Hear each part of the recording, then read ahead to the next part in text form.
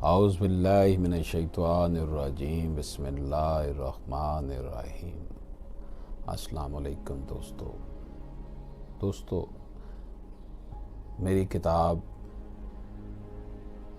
من کی دنیا کی جیت سے ایک انتخاب جس کا عنوان ہے حسد کی آفت، ناشکری کی انتہا۔